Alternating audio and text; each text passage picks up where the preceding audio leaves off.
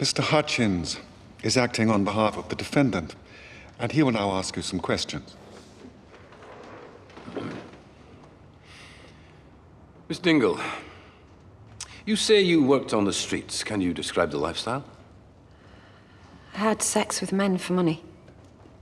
How many men do you think? I don't know. How many times did Mr. Bales arrest you for soliciting? I can't remember exactly. Was it more than 5, 10? More than 10? So, it must have been a relief when Mr. Bales offered you a flat as a safe refuge. Yes, at first. Did you go there of your own accord? Yes.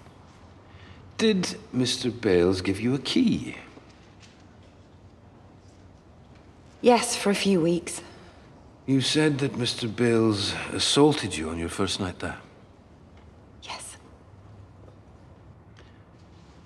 So, you were being sexually assaulted.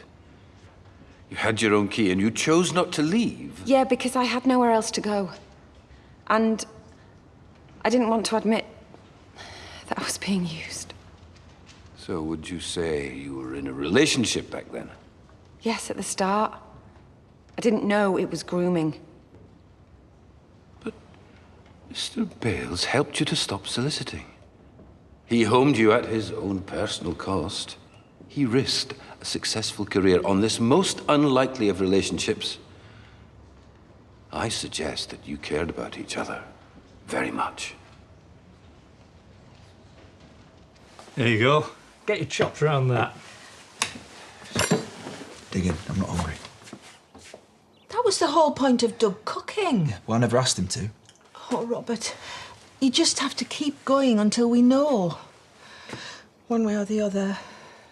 I just wish I'd not been so wrapped up in myself. No.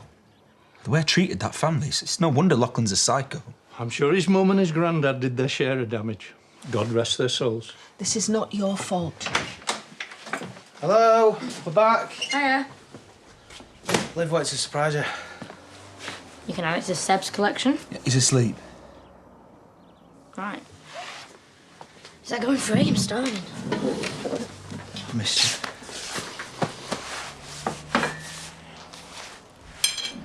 you. Miss Dingle, when did you find out you were pregnant with Mr. Bale's baby? I was about 4 months. I don't know exactly. And did you inform the defendant?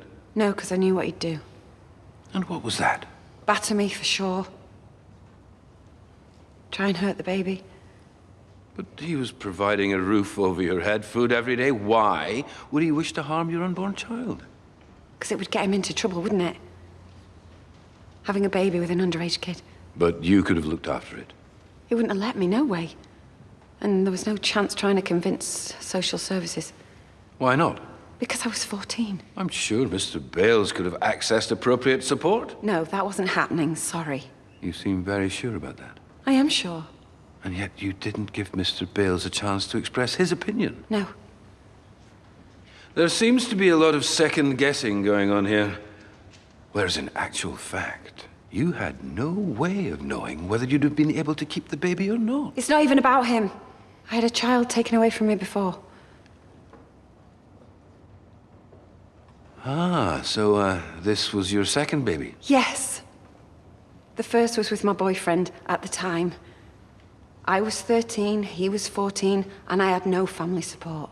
So because you'd lost one child, you wanted to keep this one.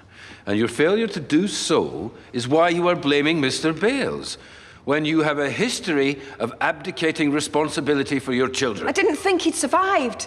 That is the only reason I left, and I've since repaired my relationship with him.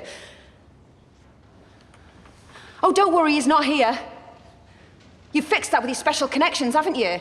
I mean, banging up your own son to intimidate me. Miss Dingle, please, refrain from addressing the defendant. You know, and I know, that you're lying.